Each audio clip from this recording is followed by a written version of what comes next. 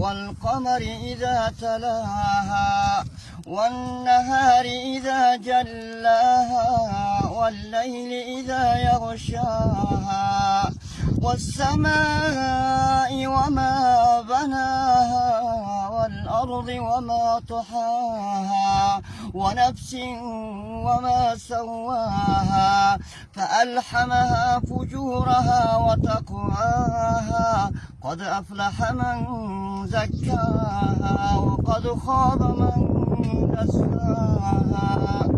كذبت ثمود بطغواها إذ انبعث أشقاها فقال لهم رسول الله ناقة الله وسقياها